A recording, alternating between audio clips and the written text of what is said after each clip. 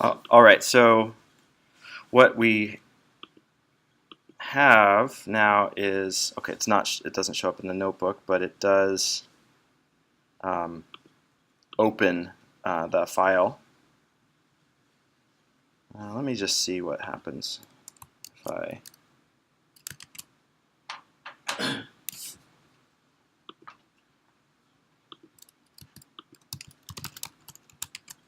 okay, yeah, so that just opens the file that is associated with P. And so it will generate now this is the HTML file. It's saved in our lessons folder. And we can see now we have these glyphs. We have the circles and the triangles, and they have the sizes that we specified and the colors that we specified and the positions that we specified. And we have these axis labels and ticks. We have red ticks down here. So everything is as we specified, and now we have these toolbars on the side. So these are, interactive toolbars. So this one right now, where we have this pan, you can see if you wait a minute, mouse over, it'll say what the tool is. So this is pan. So this moves around like pans around. We have box zoom, which will allow us to, I need to select it first, and then it will allow us to zoom in on a region of the data so we can get a closer look at it. If we want to go back to the original view, we can click on reset and it will reset the view. So that was box zoom, and then we have wheel zoom. So this allows us to use the scroll feature on your computer, whether that's a mouse or if you have a trackpad, you can use your fingers to scroll. This is with 2 fingers on my MacBook. And you can see we still have box zoom available, so you can combine these and so forth. But I tend to I think it works well with panning and wheel zoom, but you can play around with that. And anytime you can reset. And then there is a question mark that will tell you more about the plot tools. And then finally there is a save button here. So if we click save, this will generate a file, a PNG file. So we could save that to, let's do our lessons folder. I'll call this Fig 1. And so now, if we go back to, let's see if this works. Back here. So this is our lessons folder, and we can sort by last modified. So we have the scatter underscore plotting.html file that we created, and then we have this figure 1 that I just saved here. And if I open that, I can see now I have a PNG file of the plot. So the cool thing with this is that you can take your plot and generate the view that you want and then save that as a PNG. Maybe it's not quite publication quality, but it will at least allow you to share something with a colleague, for example. So, okay, I'm going to close a few of these tabs. Close my terminal here. Okay.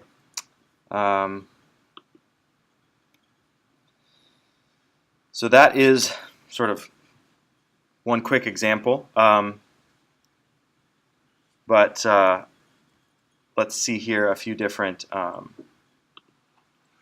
elements. So here we're going to specify some other data just using list comprehensions,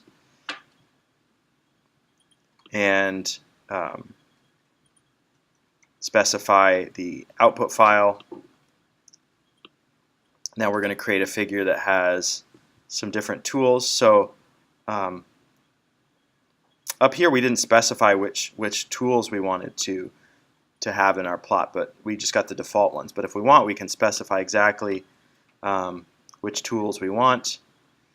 We can specify a log scale for the y-axis, value for the y range. Again, we can specify a title. So this is all cases where we can specify this information when we create the figure. And then we're going to add these glyphs. So we're going to add a line and a circle, and then another line, another circle, and then another line. And let's just have a look so we can see what we're getting here. So what we've done in this example is we wanted to have lines and circles on the same data. So to do that, we have to, in this case, we have to generate two different glyphs. So here we have, we're using x and x, and then x and y0, x and y1, so x and y1, and then x and y2. So we should see that this should say, yeah, y equals x. So we should see this data set having both lines and circles, but not y0, and y1 should have lines and circles, and y2 should have only lines. So that's what we see. And another thing is you can see there's a legend here. So this comes from the legend parameter that we pass to the glyph command. So that the line or the circle command, we can say legend equals. Similar to in Matplotlib, we say label equals. It's the same idea. This will then be the label that's used for the legend.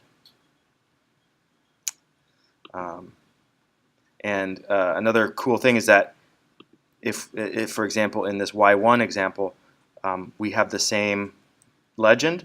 If we use the same legend, you can see that they get shown in the same legend entry. So even though the red line and the red dot, or the blue line and the blue circle, are separate glyphs because we gave them the same legend name, they get combined in the legend up here.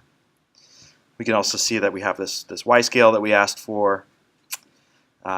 We have the labels of the axes, and then we have these tools that we asked for. So we have pan, box zoom, and reset, and then save.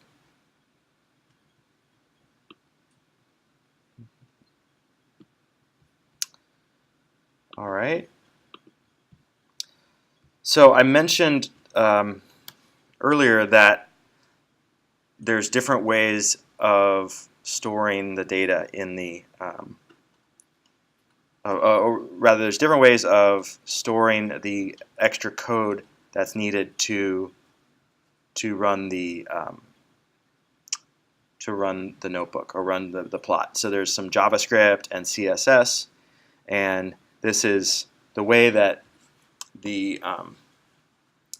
you're able to interact via the web browser and to have all this functionality. It doesn't come automatically. It has to be encoded somewhere, and this is done by JavaScript and cascading style sheets, or CSS.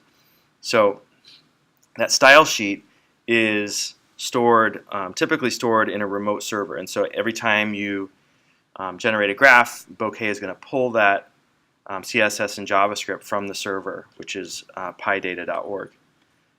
So this is the default. This is using the CDN, or Content Delivery Network, and if you don't specify, this is how it will be done.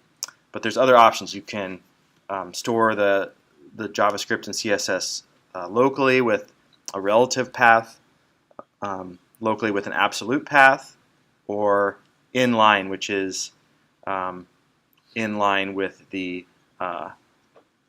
file. So let me see if I have an example.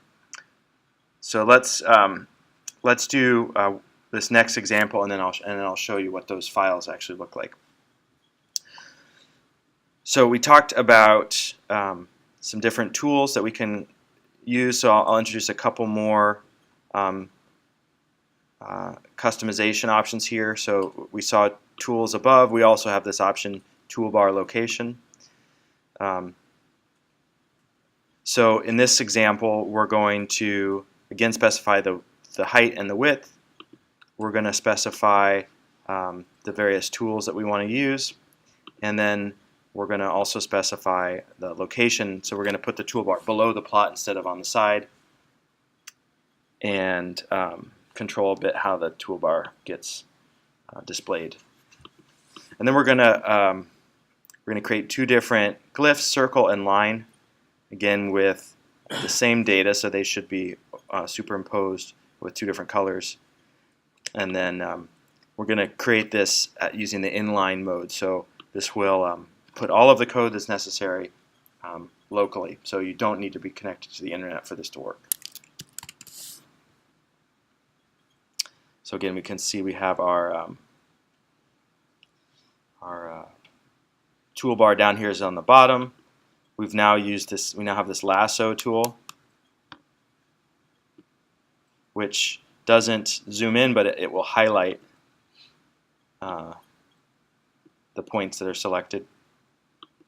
We still have the box zoom and the scroll wheel zoom, and we still have reset and save. So the example that I want to, or the thing I want to show you is how these files actually look on your computer. So if we go back to our, let's do the regular terminal, not the browser terminal.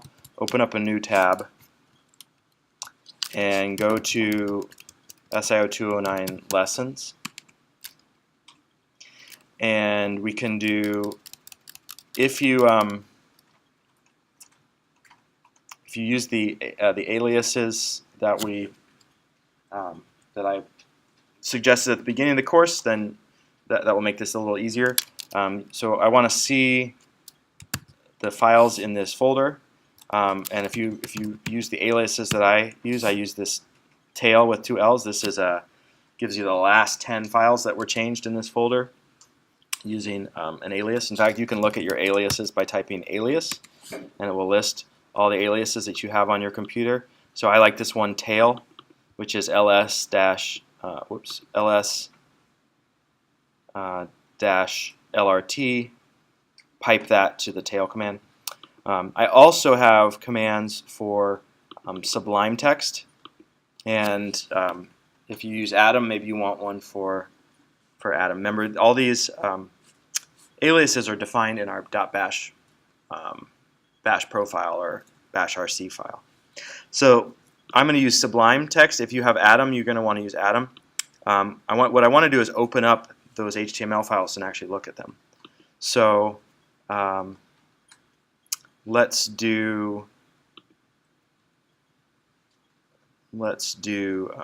see, we can do log lines. I'm going to copy that, loglines.html, and I'm going to type, you can either type, if you have this kind of shortcut, you could type sublime loglines.html and we'll open up that file. You could also write out the full command, which is open. This might only work on a Mac. I'm not sure if this will work for Windows and Linux users. But there's this open command. That's what this shortcut is coming from. So I'm going to type open-a, which means open using this application, and then application, and let's say I want to use Atom instead, and then the name of the file. So we'll open Atom. We'll open this file using Atom. So I get all these. So here's the file, or I can look at it in Sublime Text. So what I have here is the HTML file. I'm actually looking at this file. If I were to just open the file by double-clicking on it or just typing open and the name of the file, it's going to open in my web browser because it's an HTML file. But we can actually look at the HTML file, the text that it has in it, because it's a text file. And it has some interesting stuff here. So we have one thing I want to bring to your attention is it has these links. So this is pointing to where the CSS file is and the JavaScript file is that it uses to render the plots. So this is there, it's passing links, and then the plot data is specified as a JSON format, and that's specified here. And you can see it's a relatively small amount of information that it needs to render that plot, because it's then using the content that's on the web.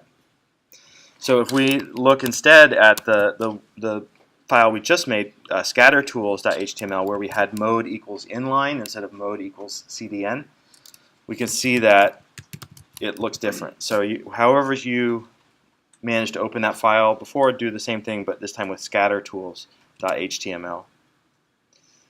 And this is taking a long time because it has here the CSS file is in the HTML file, and it has here the JavaScript file is in the HTML file. So it's embedded inline. That's why we call it inline.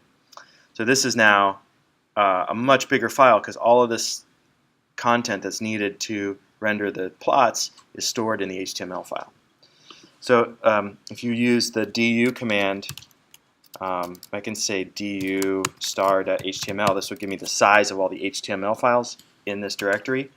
I can see that the one that the scatter tools, the one that where I used mode equals inline, is almost a megabyte, whereas these other two bokeh plots are 8 or 16 kilobytes, so it's much smaller. So that's the advantage, is that you don't have to have these big files with all this extra content, but it won't work if you're not connected to the internet. All right, so that was just to illustrate that. We can close those and go back to our notebook here.